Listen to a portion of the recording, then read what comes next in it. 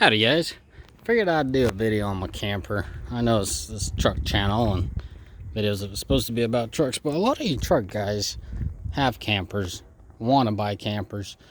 Truck guys and campers are like something that goes hand in hand. So I figured I'd share my experience and why I got this camper particularly. What I gotta say, this is a Springdale, clearly by Keystone. This is about 29 feet of livable space. I wanted to show you why I want this camper. Simple as that. I ain't no expert of any shape or sort, you know. This ain't a Ram where I feel comfortable inside, you know, feel comfortable with the unit inside and out. So an outlet, a shower head, independent door. I'll do a little walk around on the outside, then we'll go inside. As usual, you know, you store your sewage tank in there, hose for the tank there. You guys know what I'm saying. The hookup, that's what the hose is in there. That's very roomy. One thing that stood out to me, it's very roomy. It only has one big slide on this side, but all the storage, it's a very friendly layout. Another thing that stood out to me, it's a very cheap unit. Financially, like the price you pay for it and the construction of it. And upon more research, look how big this unit, well, actually in the video doesn't look that big, but that's a good old lawn chair. You know, it perfectly fits in there.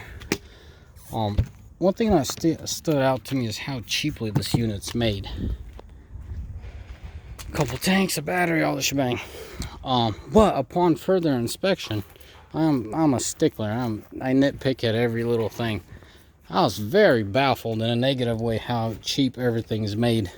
And the other units, they're a lot more money. Well, I figured, heck, for the money, let me zoom out. For the money that I could get this unit for, it's a no-brainer. Obviously, family was selling it as another perk of this purchase. It was just, family bought this trailer. It was just too much for them. Not for them, per se, for their truck. He had a 1500 Eco Diesel. It was just too much to post, so one day they decided to check out motorhomes, and they ended up buying one. Weren't really planning for it. But anyways, here's the layout inside. I have 4 kids. Perfect, right? A couple kids each. If friends come over, we could make this into a bed, and then we could fold this out, and we'll be good. You know, got you a little bit of entertainment. There's a sound system that's wired in. I mean, it does the job. I'll just say that. Speakers are pretty cheap, but it does the job. You know, I like the layout in here because it's cozy. Like as you walk in, right, there's a slider door. It's buckling. I don't want to do it, but you got your privacy here. You know, enough cabinets to suit you like we do. We don't live in here. We go out for a few days, and then you could reach in your storage space. Same thing on that side. You can access that. It's just perfect.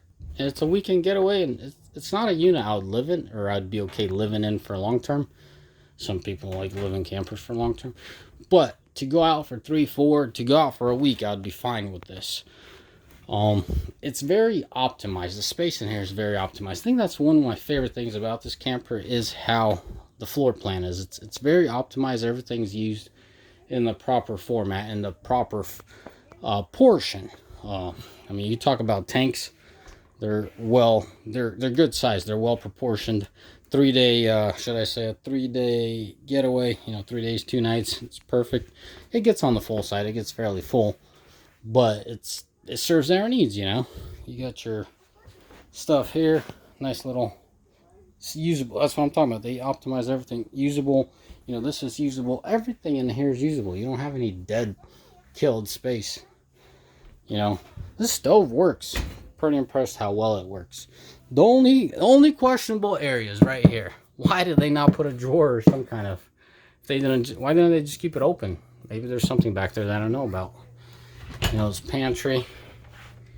Well, this is our pantry. And a bathroom. Bathroom's a bathroom, but for being a camper, it's decent.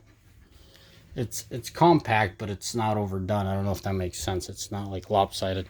Some of these, for example, some of these bathrooms, the door swings so close, and it's just like, it's not balanced.